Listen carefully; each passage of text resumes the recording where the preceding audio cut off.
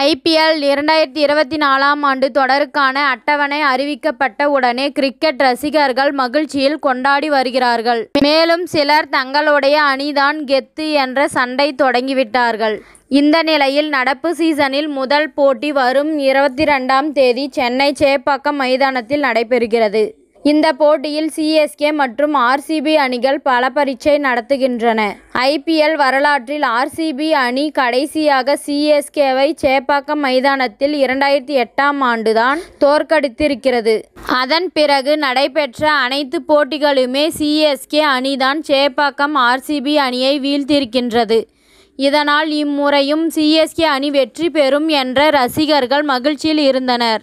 இந்த நிலையில் வாண்டடாக வண்டியில் ஏறிய ஆர்சிபி அணி ரசிகர்கள் இம்முறை இந்த தோல்வி பயணத்திற்கு நாங்கள் முற்றுப்புள்ளி வைப்போம் என்று சிஎஸ்கே அணி ரசிகர்களிடம் வம்பிழுத்தனர். தற்போது ஆர்சிபி அணியிடம் நல்ல ஸ்பின்னர்கள் இருப்பதாகவும் விராட் கோலி, முன்னாள் சிஎஸ்கே வீரரான டூப்ளியஸ் போன்ற வீரர்கள் தங்களிடம் இருப்பதால் இம்முறை சிஎஸ்கேவுக்கு தோல்வி நிச்சயம் என்று அவர்கள் கருத்து தெரிவிக்கின்றனர். இதற்கு பதிலடி தந்துள்ள சிஎஸ்கே ரசிகர்கள் எங்களுக்கு 2 புள்ளிகள் நிச்சயம் கிடைத்துவிடும் என்று கருத்து தெரிவித்துள்ளனர். மேலும் ஆர்சிபி ரசிகர்கள் வாயை மூடும் அளவுக்கு ஒரு பாயிண்டை எடுத்துவிட்டு இருக்கிறார்கள்.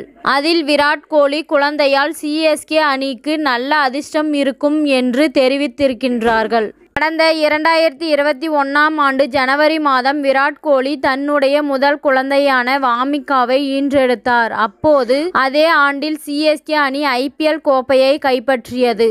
இதனால் தற்போது 2024ஆம் ஆண்டு விராட் கோலி தன்னுடைய 2வது குழந்தையை பெற்றிருக்கிறார்.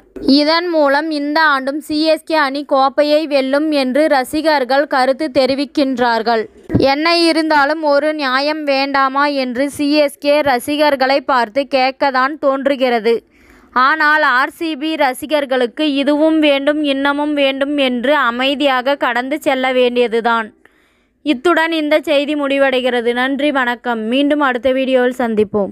மேலும் இது போன்ற சுவாரஸ்யமான செய்திகளை உடனுக்குடன் தெரிந்து கொள்ள தமிழ் சிறை சேனலை சப்ஸ்கிரைப் பண்ணுங்க, பெல் ஐகானை கிளிக் பண்ணுங்க.